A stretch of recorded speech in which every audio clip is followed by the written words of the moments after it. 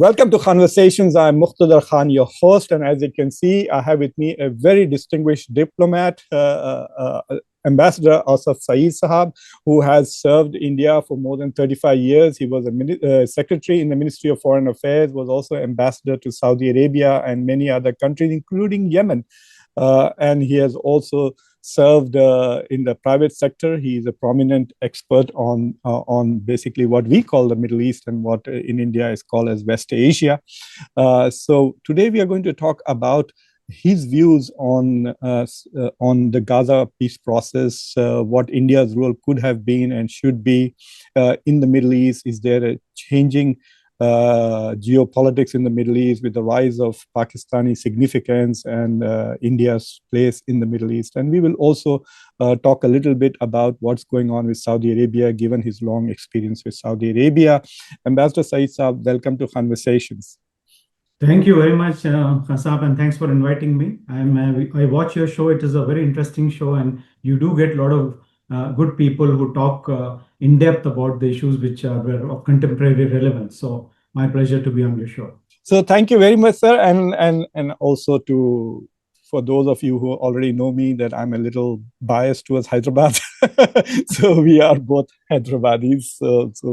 I just wanted to let people know that. So let's talk about it. What is your impression of the Gaza peace process? For me, there were 2 or 3 positives. One was that, okay, the killing has stopped at the scale that it was going on.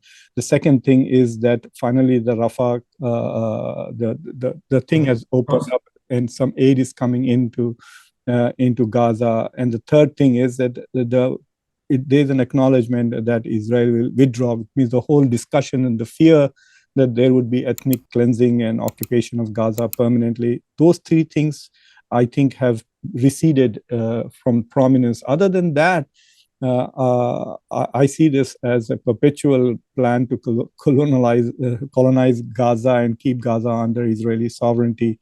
So how do you see the peace process? You see, I mean, first and foremost, we start with Sharm Sheikh, Gaza summit. Now, that particular summit, which was co-chaired by US and Egypt, appeared to me to be heavily choreographed. It was kind of an innovation, I would say, in a diplomatic innovation, maybe to create an impact, but it all appeared to be like a one-man show with little or no inputs from the other participants. As you would have seen, there was hardly any time for any discussion. In fact, President Trump had announced in his speech, during his speech in Knesset, that the war is already over, even before the initials were put on the accord. So there were no substantive discussions before the accord was signed by the quartet. Very interestingly, Israel and Hamas, the principal adversaries, were not involved in these negotiations. So there is no signature anywhere of Israel or Hamas. So they may not take ownership of this. But of course, there is a new element is that the 20 countries have been there, endorsed it. So it is there. So I think the accord, as you also mentioned, one, it prioritized, the de-escalation, stopping the killings. So that was the most important, because that had really sensitized the whole world. So they wanted that thing to be stopped first. Exchange of hostages for Palestinian prisoners, and resumption of humanitarian aid, particularly from Rafah border and all that. But if you see, there is no mention at all of the final status issues. These are all very vague. Nobody knows. There is no talk about Israeli withdrawal from occupied territories. There is no talk about the road to Palestinian statehood. So this puts everything into a kind of a serious doubt about the sustainability of the whole process. Now, when President Trump put up his 20-point, the plan. So what it was is basically it was meant on 3 pillars: security, governance, and restructuring. Now, and they said that there will be a technocratic Palestinian, committee which will be overseeing this, and we don't know what is technocratic means, and it will be chaired by a board of peace, which will be headed by Trump himself. And of Yeah. course, the few other thing, and we haven't heard much about other members other than Tony Blair. So there would be some kind of an international oversight and international security force and all that. So then they said it is all then conditional to Palestinian authorities reforms for any other thing to take place. So but the contours of this, even this is being worked out. So really nobody knows what this plan would be. But at the same time, there were other models also thrown up. For example, we have Egyptian model related to this, but an Egyptian version of that. Then there is a UAE version. Now, under the Egyptian version, they say that the oversight does not have to be international. It could be national only.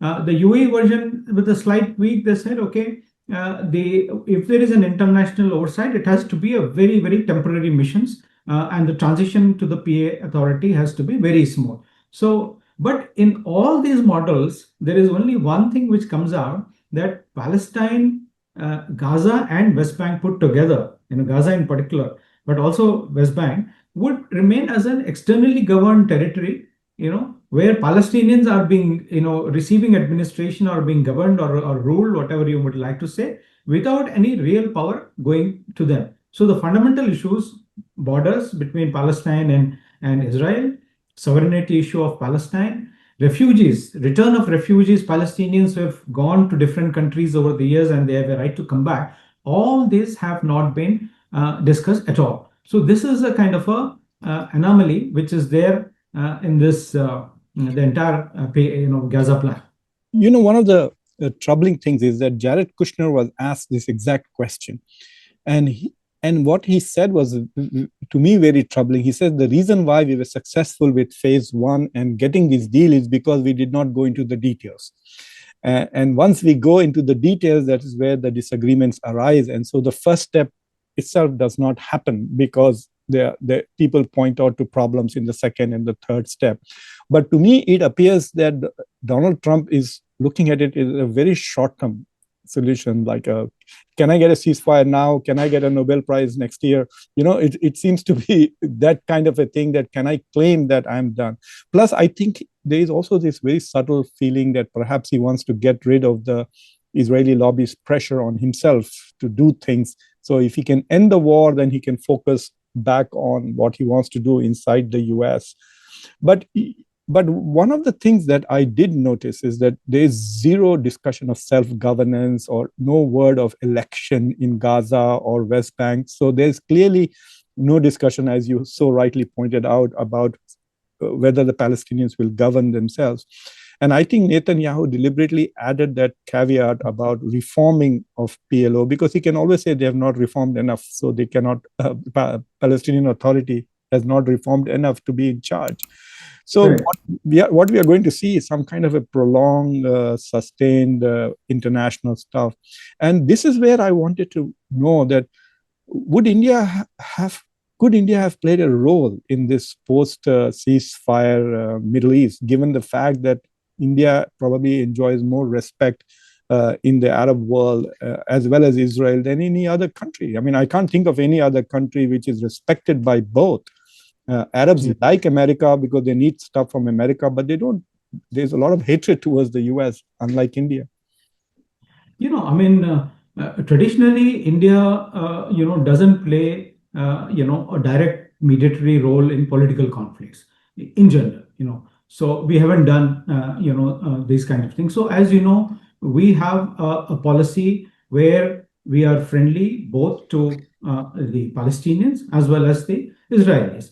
Now, if you say that India has already consistently supported for a Palestinian cause, including backing its independence as a sovereign state, in a two-state solution, we have backed it.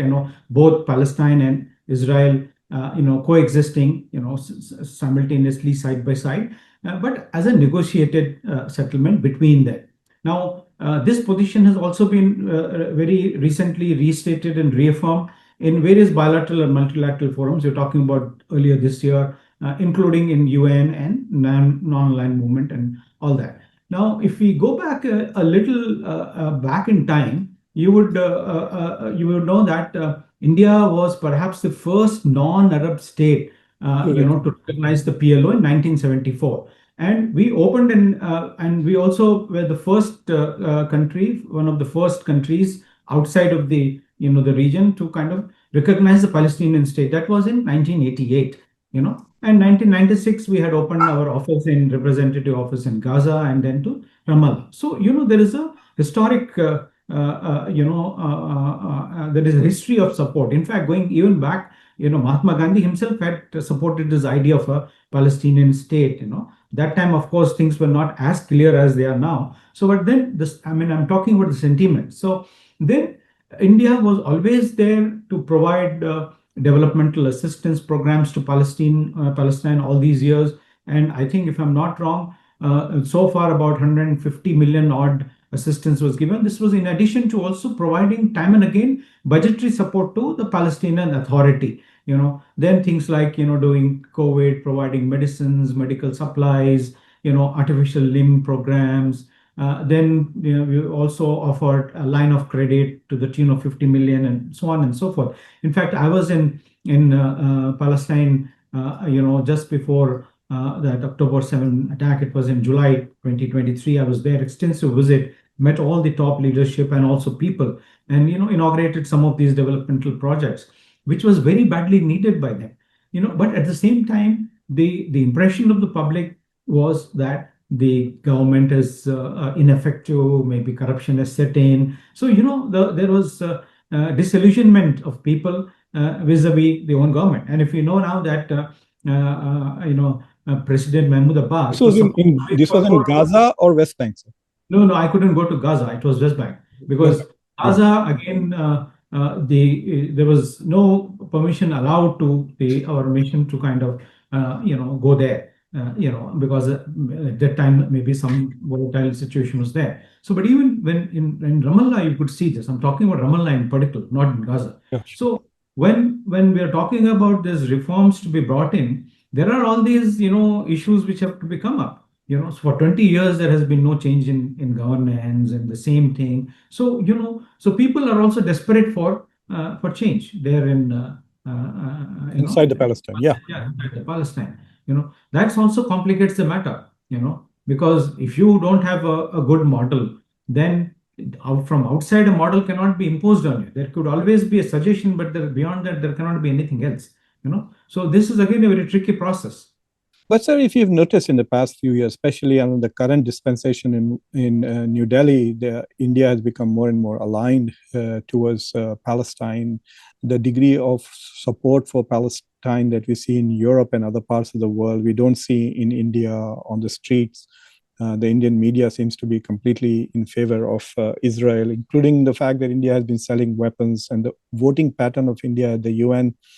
There seems to be an effort to try and on one hand this and on one hand that.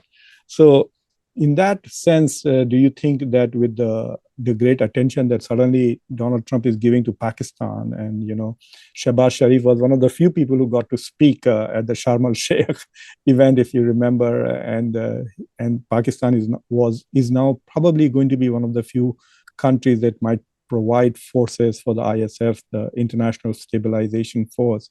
So do you think that in some ways, the increased presence of Pakistan during this in this particular issue area is diminishing India's importance in the Middle East? That in the last 3-4 years, you could have seen that India had become so important, especially with the Gulf, with I2U2, and the partnership with UAE and Saudi Arabia. Do you think we are losing some ground there in the past few months?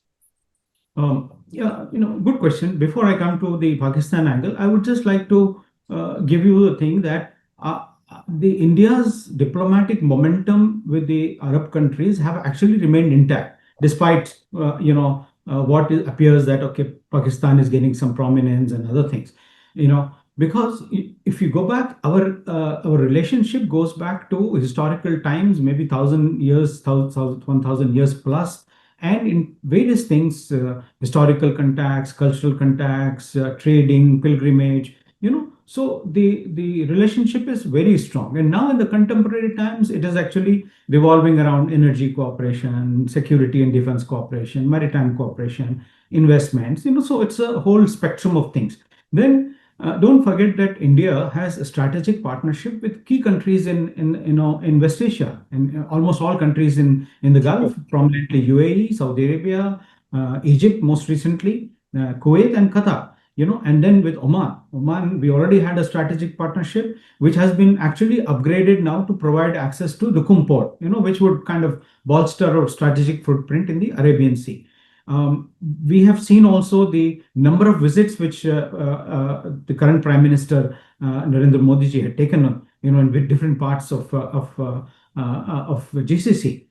So if I just tell you about the last 2 years, for example, 2024, he visited three countries: UAE, Qatar, and Kuwait. And Kuwait, mind you, it was after 40 years any Indian Prime Minister went there. And Yeah. his first visit also to UAE was also more or less like that. And of course, in the current year, he was there in Saudi Arabia, earlier this year as part of the strategic partnership, arrangement. You also mentioned that India has been engaging, with I2U2, IMAC, and all these things. So there are whole platforms which are there under which India is engaging with the Gulf countries. Also, I think under the multilateral platform, under multilateral engagements like G20, which we hosted last in 2023, during which only this IMEC was actually put Yeah. forward as a thing. Then expansion of BRICS, SCO, Quad framework. So you name it, India has been championing the cause of global South. So that is where the Gulf countries also understand that this is a kind of a nuanced relationship, balanced relationship which India has. It's a kind of a de-hyphenated policy. While India is building its relationship with Israel, it is not at the cost of Palestine, nor is it at the cost of any Arab country. Now, coming to your question about is why is Pakistan gaining visibility, and is this at the cost of India? First and foremost, I don't think it is kind of right to compare Pakistan with India, because in any aspect, if you see economy, if you see India is the third largest economy globally, then nearly 7% economic growth, and Yeah. so there is no comparison there. Even in terms of scientific development, security cooperations, defense development, all these things, I think it's a completely different thing. So I would not like to compare. But having said that, it appears that Pakistan has gained, enhanced Middle Eastern visibility through, strategic alignment with Saudi-led regional dynamics. So, not very long ago, I remember I was ambassador in Saudi Arabia. Pakistan, in fact, had supported a conference which took place in Malaysia, Yeah. where they were trying to kind of set up another model of Islamic governance, more or less saying that Saudi Arabia considered itself takes pride in considering itself as the custodian of the two holy mosques. So that kind of a thing was there. So that at that time the relationship was hard. But then very recently, of course, also following Iran's missile attack on Pakistan in early 2024, Pakistan was no longer bound by this balancing act between the Arabs and the Iranians, and they thought that they would move into the Saudi-led diplomacy in the Middle East process. So in that process, it has also potentially improved its relations with Washington. And more recently, of course, the Saudi-Pakistan Strategic Mutual Defense Agreement, which was signed, it also gave Pakistan new access to Gulf security conversations. So that has, brought prominence to Pakistan. But having said that, I'm not too sure whether Pakistan will put boots on the ground, because if you recollect, when there was a talk about boots on the Saudi-Yemeni border, there seemed to have been some resistance from the Houthis and others. So I think it's a very difficult question. But my last punchline for this thing is that the Pakistan's so-called newfound status, as a maybe as a security guarantor for Saudi Arabia or other Arab countries, is not at all at the expense of India. India continues to maintain robust relations with all the Gulf partners, and in multiple domains. And I don't see this change, in the times to come. You, you said something very interesting, and it is a very common statement that we often hear from the Ministry of External Affairs and even Dr. Jaishankar, where you said that we have this dehyphenated relationship. We can maintain good relations with Israel as well as Palestine, which I find a bit difficult to understand. How can you have good relations with Palestine if you are selling bombs to Israel, which is then dropping those bombs on Palestine? I can't understand how that would be considered the hyphenated, and that are growing relations, like some of the votes that India has cast at the UN Security Council, at the UN, basically with Israel and Washington, often against all the votes that are being cast, say, by the global South. So in that context, this idea that, oh, we are going to help the thieves run away, and we'll also help the cops to catch the thief. How does this work, especially in a conflictual situation? I can understand if there is, like, you can be friendly with Argentina and you can be friendly with Ireland, and they are not in conflict. But if Ireland and Argentina are at war with each other, then either you remain neutral, but you can't claim that I have good relations with both while you sell bombs to one side. No, I think taking maybe a simplistic view of that. It's not necessarily about the bombs and other things. It's about each country nowadays, with changing times, they are having their own national interest, strategic priorities, and strategic autonomies which they are themselves exercising. Now, when we talk about Israel and Arabs, you know that one of the earliest agreements with Israel were Egypt, the Camp David Agreement 1979. Then we have the Jordan 1994. For a long time, India had no diplomatic relations with Israel. It is only after some of these countries started dealing with Israel directly, and also sometimes through their commercial offices and other thing, then India started establishing relationship, which we established in 1992. Now, you see, even in the contemporary context, you see the Abraham Accords. You see, we had all these Arab countries, 4 Arab countries, UAE, Bahrain, Morocco, and later joined Sudan. They thought it wise to have, diplomatic relationship with Israel, and they never felt there is a conflict. So, I mean, this argument can also be put up there. So, if those countries are not shying from establishing a diplomatic relationship with Israel, then I think to put conditions on India seems to be a little unreasonable.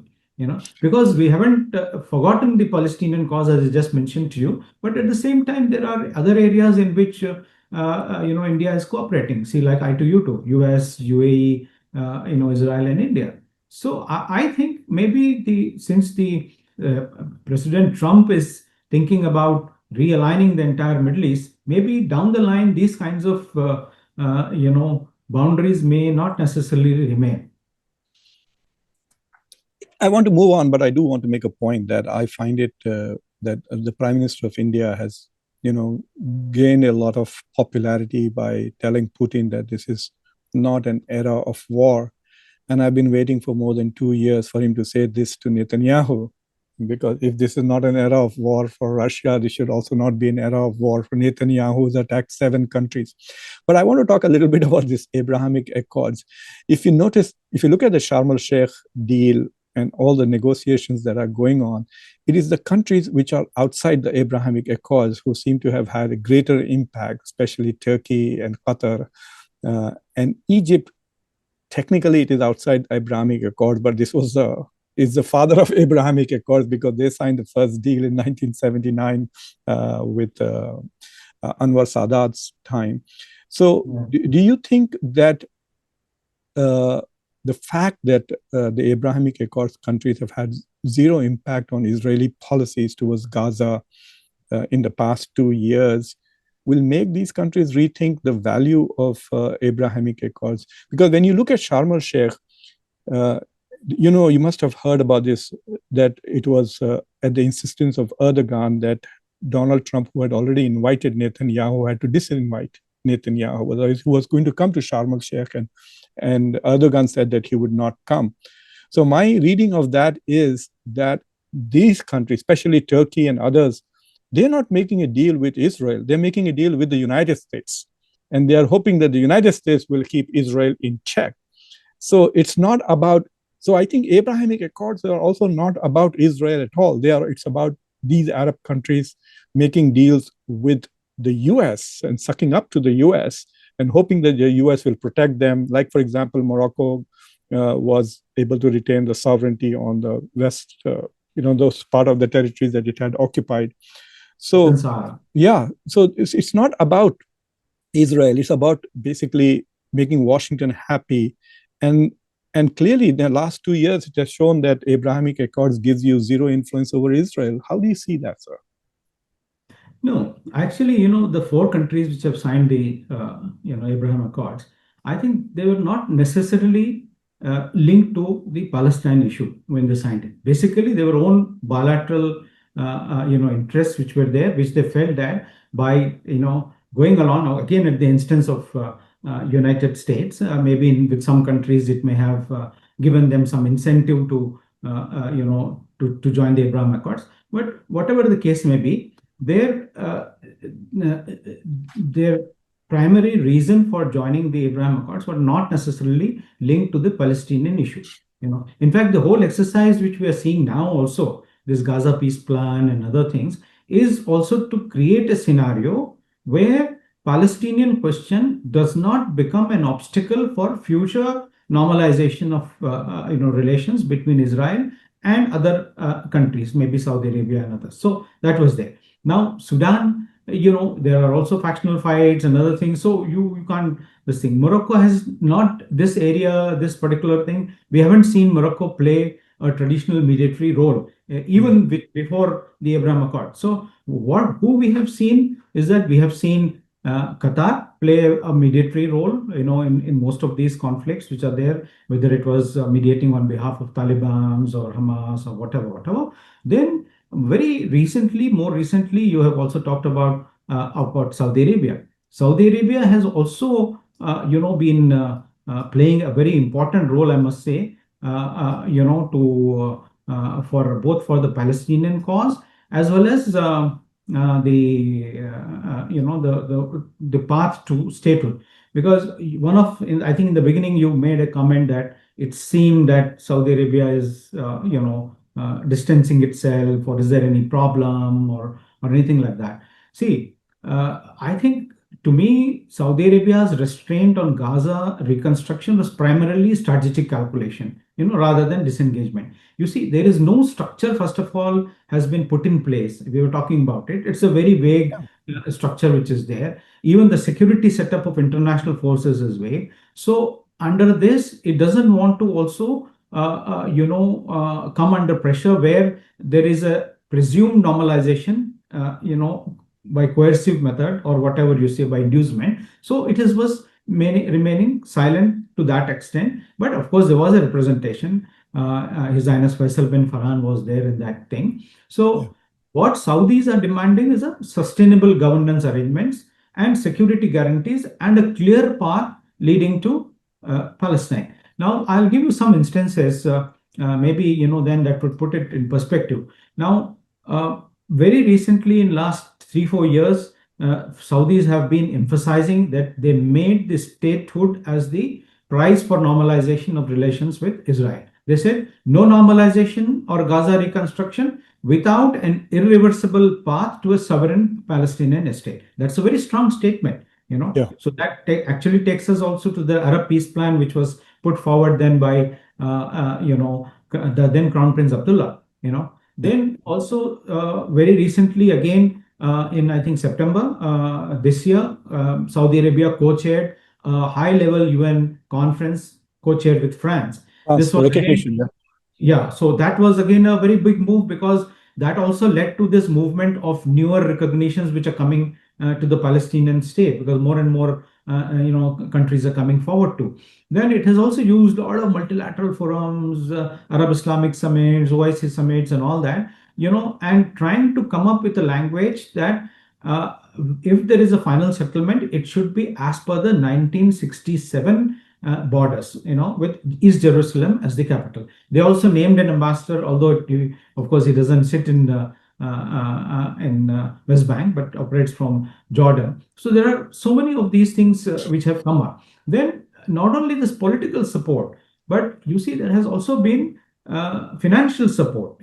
One may undermine this thing. One is that they have been supporting UNRWA, which was actually made illegal by Israel, almost to the extent of 40 million. Then there are various relief programs, and in fact, there was a very interesting thing. They carried out a public donation drive for the Palestinians, which was called Sahem, in 2023 November, and that drive raised within 2 or 3 weeks almost 160 million, dollars. So so these things are there, and at the end of the day, what Saudis are wanting is a kind of a regional reconstruction concepts I mentioned to you about Egypt and UAE and other things, and they have set apart a kind of a fund which is about US dollars 20 billion or so, which is a collective pledge. There is no individual pledge from the kingdom as such. So I think not attending a conference should not be given too much credence, of any leader.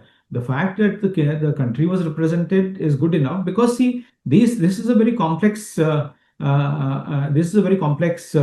subject and complex issue. So there are layers within layers. So we have to understand, which layers are operating. So everyone will do their own calculations, of how much they go forward. So I think this time Saudi Arabia is putting other countries forward and working in a regional framework. You know. You know, I'm trying to understand a bit. I mean, you're right that on the issue of statehood, MBS has been very, very clear that unless there is a pathway, in fact, the pathway is a concession that MBS has made to Biden's insistence. There was a lot of pressure from Biden that MBS join the Abrahamic Accords without any pathway or anything. Initially, the position was that first we need to create the Palestinian state, then we will normalize. And now it's saying, okay, let's have a pathway to statehood. And so he's been very clear on that consistently, no doubt about it. But still, I do want to get a little bit of an insight on what is going on with Saudi Arabia. So, for example, for at least a year and a half, it was not very clear whether the Saudis had accepted the invitation to join BRICS or not. Like I remember talking about BRICS last year to my class, and we were doing a simulation on BRICS, and we couldn't figure out whether Saudi Arabia was a member or not a member until recently. It has become clear that it's still in the observer state. It has been invited, it hasn't joined. But if you notice, MBS was invited to the G7 summit in Canada. He did not show up. He did not show up for the UN General Assembly meeting, and especially given the fact that Trump was meeting with the Muslim and Arab countries to finalize the so-called Gaza peace plan. He was not there in that meeting. There has been long overdue discussion that he was going to visit India. He was not there either. So it does appear that he has reduced his international participation. Is he afraid to travel abroad? Like, what is going on? I'm not able to understand why he would miss these opportunities. I don't think so. You see, he traveled to India, to participate in the G20. Yeah, but after that, since then, he has not participated. If I'm not wrong, I have not followed of all his travels, but if I'm not wrong, he did travel. So I don't think there is any travel restriction or any kind of apprehension relating to his travels and all that. But he is fairly active. You see him receiving international guests, hosting all these summits. All those things are there. So he's a very dynamic leader who wants to make a change, make a difference within the kingdom, and also I think to ensure that the region remains stable. Because first and foremost, for Saudi Arabia, it is important that the region remains stable. Is no disruption for oil supplies. Currently they are looking at the Asian countries, China, India, Japan, and South Korea as their main customers. So any disruption here will disrupt the oil supplies, and then yeah, their entire budgeting is done on the premise that the dollar value would go above $90 per barrel. Now, if for some reason some conditions happen where the value of the oil goes down, this again is a problem for them. So so there are these challenges, economic challenges, but I don't think those challenges preclude him to not take any active role in regional politics, which he has been doing. You see, one very successful recent outcome, I mean, recent means in a few years, of course, is a rapprochement between Saudi Iran. Arabia and Iran, which is a good thing for the region, because there was always this thing, Yeah. Shia Sunni angle was brought in and other things are there. That was also the time when they actually tested, the security umbrella provided, the Western security umbrella provided by the US. And just before that, also the Houthi attacks on Saudi Aramco facilities in Dammam, where I think apparently the US said that it is your war, you have to kind of take care of yourself. So that is where they started kind of building their relationship with other countries, looking at alternatives, developing those economic models, with countries like China, India, Russia, and others. So I think one shouldn't. My advice would be not to jump to Reach. that there is something Yeah. problematic there. Yeah. This is my last question, sir, and this is a bit of a this is my bouncer question for you.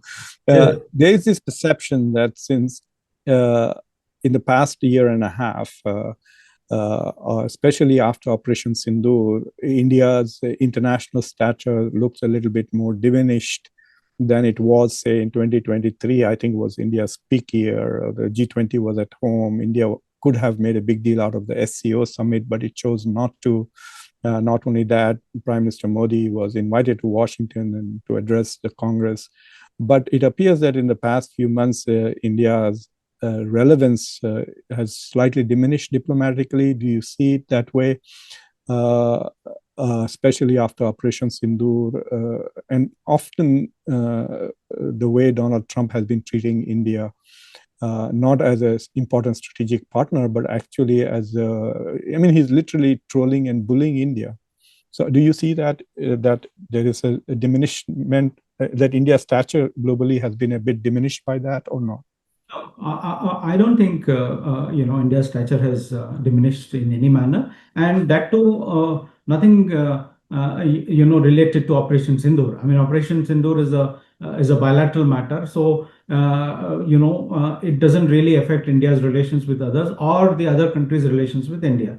Now, as far as our relations with the US are concerned, there are issues of tariffs which we are bilaterally discussing with the US teams, and I'm quite hopeful that these things will be sorted out, because at the end of the day, India and US have been strategic partners, looking to work in multilateral forums, quadrilateral forums. We have the Quad with the US, I2U2, many other things which are there. So I think this is a passing phase with US relating to tariffs, because it is actually President Trump's idea to kind of use tariffs as an instrument of foreign policy, and which he has been doing for countries across the board, not necessarily India. Yeah. Now, the other things are complicated. Why on India? Why more tariffs on India? Linking to buying of oil from Russia and other thing. This there has been a lot of debate on this. People have spoken about it, because I think the parameters which Western countries are putting for themselves, those parameters are not actually kept for the developing countries. The same yardstick is not there. While European countries are free to buy gas, free to buy oil, but when the developed countries are buying, there is always this question. And we should understand the domestic compulsions also. The point is that if even $1 less price in the import of oil per barrel would have a salutary effect on our economies. So obviously, any country would like to kind of look at the opportunity to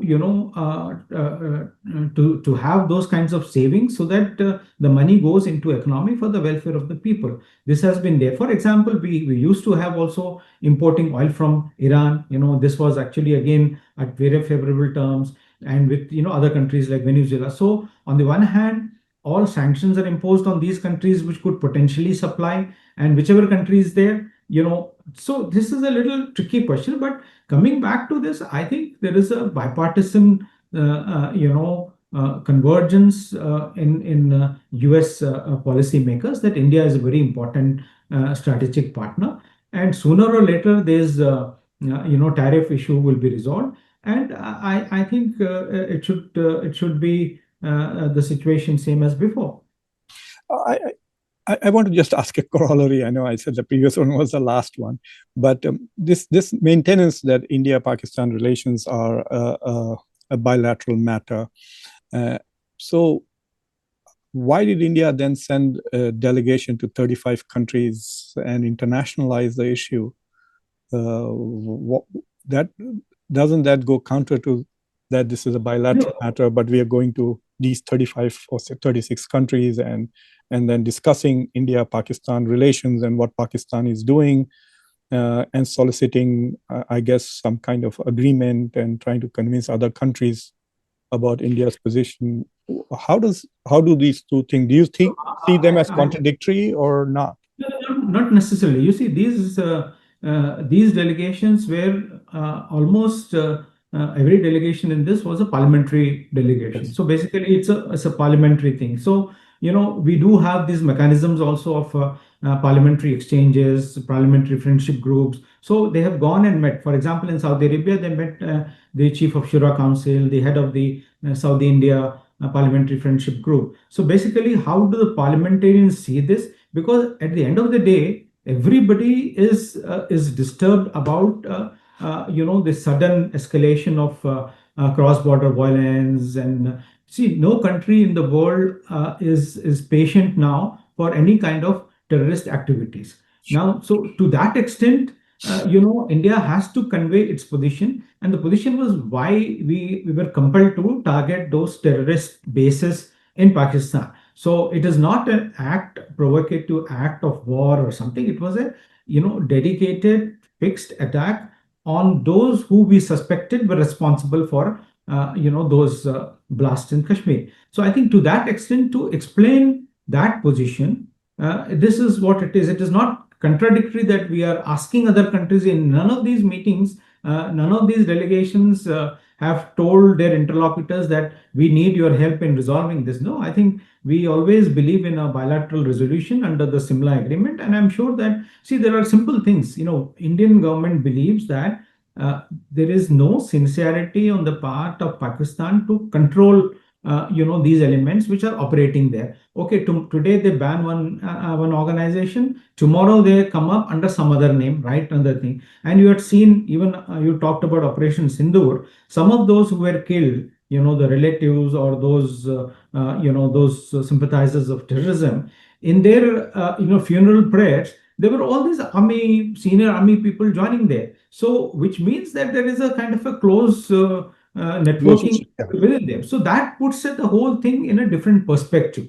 Some of those, bringing it back to our Gaza context and all, some of those resolutions which India opposed in UN was primarily because this reason that those resolutions did not specifically condemn the act, October 7 act on the part of Hamas, which cannot be said it's not in the nature of a terrorist attack. So so this is a different discussion altogether. How world views terrorism these days, what kind of cooperation is going on, and India, for all that matters, is a country which takes terrorism very seriously. It has got very good cooperation, from all the Gulf countries, from Western countries, and this cooperation is actually strengthening day by day. So I would again clarify that this Operation Sindoor, or India-Pakistan, armed conflict, for that particular thing, not necessarily armed conflict. India's, military engagement against the terrorists does not necessarily, have any effect with India's relationship with other countries. Ambassador Saab, thank you very much for coming to Conversations. It was wonderful listening to you and learning from your experience and your knowledge of this diplomatic issues. And I hope you continue to come on the show, and I will be troubling you from regularly. We live in very interesting times, and I must say, if anything, Donald Trump has made it more interesting, to put it very mildly. So I will be happy to come back to you again and again. So thank you very much, sir. Thank you, bhai. Thank you. Enjoy it. Yeah. Thank you. Bye. So I will upload it.